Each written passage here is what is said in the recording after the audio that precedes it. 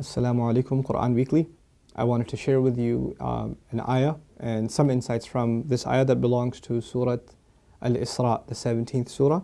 This is the 32nd ayah. وَلَا تَقْرَبُوا الزِّنَا إِنَّهُ كَانَ فَاحِشَةً وَسَاءَ سَبِيلًا. This belongs to a passage in the Quran that are kind of the equivalent of the 10 commandments that you probably heard the famous phrase. Some Sahaba call them the equivalent of what the essential teachings that were given to Musa alayhi salam. Interestingly, they belong to a surah that's also called Bani Israel, the sons of Israel.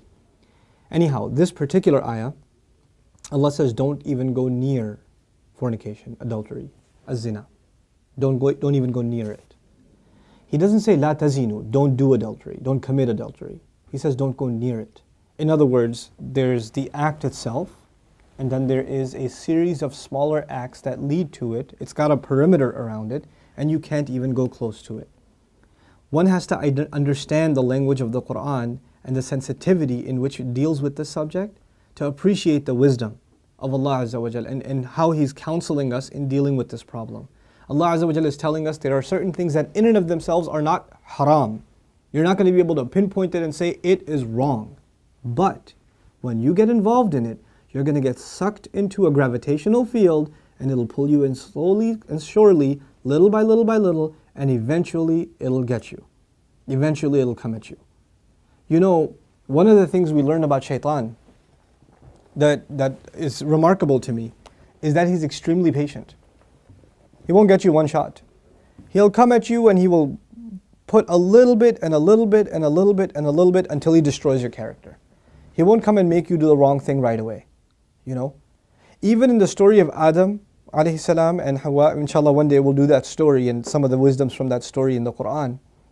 The way he approached them in Surah Al-A'raf is really interesting. He was relentless. It wasn't just one time. Like we assume that he just came and said, hey, tree, doesn't it look good? And he was gone. No. He was extremely relentless. And he kept at it and he kept at it and he kept at it and he built this idea in them until they would think it's their idea. You know? And when people start listening to shaitan, this is the same surah, Allah Azza wa Jalla says, Inna ibadi laysa laka alayhim sultan. My slaves, you're not going to have any authority over them. In other words, people who really submit to Allah, He will not have authority over them. But others, الشَّيْطَانُ يَعِدُكُمُ الْفَقْرَ وَيَأْمُرُكُمْ بِالْفَحْشَاءِ Surah Al-Baqarah. He will command you to do shamelessness. In other words, when you listen to him a little bit, you've granted him a little bit of power. When you listen to him a little more, you've granted him a little more power. And if you keep on listening to him, he gets to the point where he can command you.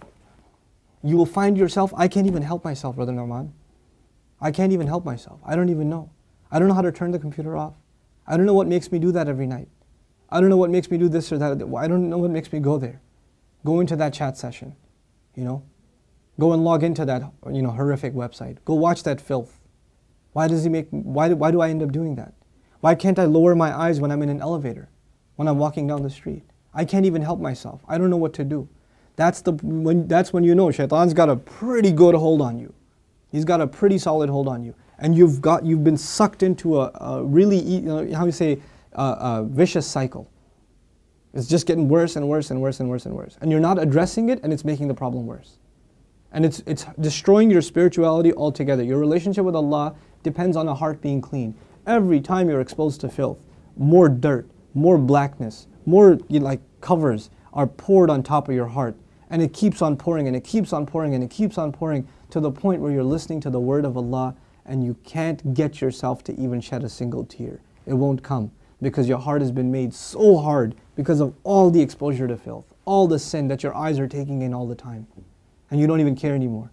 You know, a good heart, when it sees something inappropriate that doesn't coincide with the commandments of Allah, it is disturbed. It's not attracted, it's disturbed. It says, no, that's wrong. Immediately the conscience kicks in, the alarm goes off. But when you're at the point, when you're by yourself and you feel no guilt doing it, you just don't feel anything. You don't feel that it's wrong. The only thing before you stare at a sister, you look around like, is anybody else watching? And then you take a good look.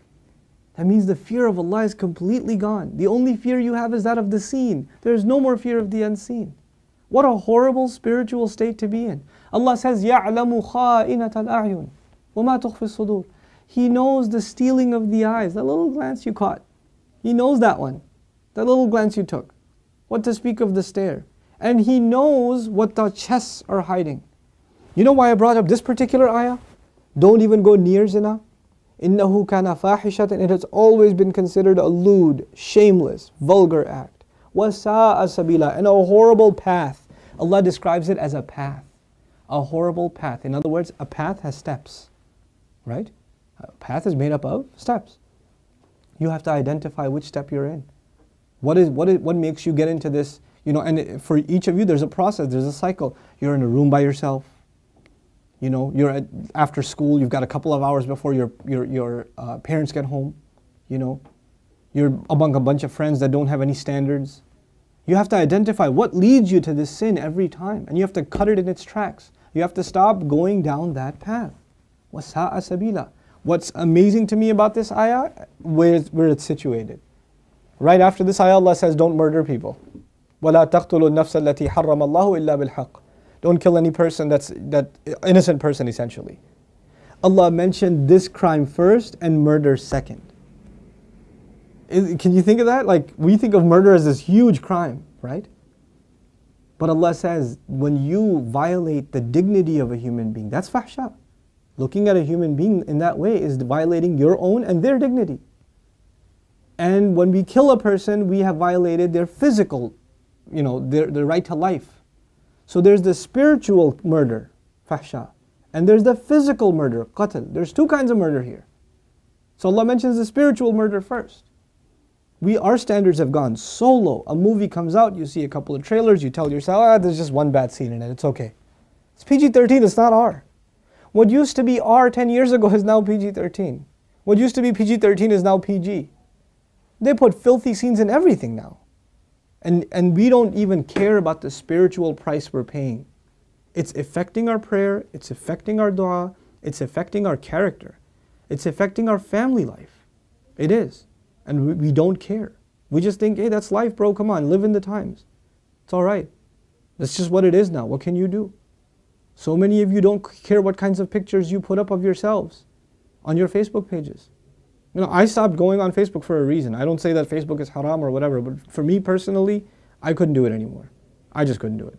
You know, I stay in, you know, we'll put something up on our Bayna thing, like an announcement or this or that. But for socializing, just the things I saw were so disappointing. Like, how can you do that? You're Muslims. How can you post pictures like that? You know, have dignity for yourself. Have dignity for your family. Guard your gaze. You know, start with your eyes. The zina of the eyes, and everything else goes from there. Everything else goes from there. Inshallah ta'ala, I want to talk to you about this subject at length and do little small snippets and maybe portions from the Quran that deal with this subject. But the last thing I'll tell you today, inshallah ta'ala at least, is something about the word fahisha, which I'm translating as shamelessness or lewdness or vulgarity. The Arabic language has roots that are close to each other. Wahish and fahish. Wahish actually means wild animal. Fahish means someone who acts like a wild animal. Shamelessness is described as behavior close to animal behavior. Allah has dignified us as human beings. The punishment of Adam alayhi salam was his clothes were removed. Our mothers and our fathers' clothes were removed. That was a punishment from Allah. And immediately they recognized that they need to cover themselves. They didn't learn to cover themselves from a society. It wasn't society that taught them to be shameless. You know, nowadays your anthropology professor will tell you, you know, it's society that makes us dress in clothes. You know, it's a sociological thing. We learn to dress and cover ourselves over history, but naturally we're just supposed to be the way we are, like all other animals. Adam alayhi salam didn't learn anything from any society. He was given a consciousness, and the moment his clothes were removed, he's trying to cover himself. Our mother's trying to cover herself. We are supposed to be a people that guard ourselves with covering, and we dignify others by not looking at them. Even if they don't have dignity for themselves, we should have dignity for them and not look. Because they are in the end a creation of Allah. Even if they're a disappointing creation of Allah, they are a creation of Allah. And we have more respect for ourselves and for humanity in general to not look at it as animals look at other animals. May Allah Azza wa Jal make us spiritually healthy and alleviate us from this growing and ever increasing spiritual problem, and that is of not being able to lower our eyes. And may Allah not allow us to be in company and in situations and involved in activities that lead us more and more towards this horrible, horrible path. May Allah Azza wa Jal clean our way or ease our way to a purer and healthier spiritual life. Barakallahu li wa lakum. Wassalamu alaikum, Quran Weekly. Assalamu alaikum, Quran Weekly. The Prophet ﷺ told us, "Ad-dallu ala al-khayr kafa'ilihi." The one who points to something good gets the same reward as the one who did the good itself. Do me a favor and do all of yourselves a favor and share in the goodness if you benefited from these talks and these videos. Make it a point to share them with friends and family and get the word out. This is such an awesome project. I really, really appreciate the effort Quran Weekly folks have made. And I pray that Allah blesses them even more and brings even more and more good from them. These kinds of efforts, Allah tells us whoever doesn't thank the people hasn't thanked Allah. The hadith of the Prophet ﷺ teaches us that. So we should do that. We should appreciate the effort that's being made here. And the best way to appreciate their effort is to help them get more reward and get yourself more reward at the same time by spreading the word, inshallah ta'ala. Thank you again. Wassalamu alaikum.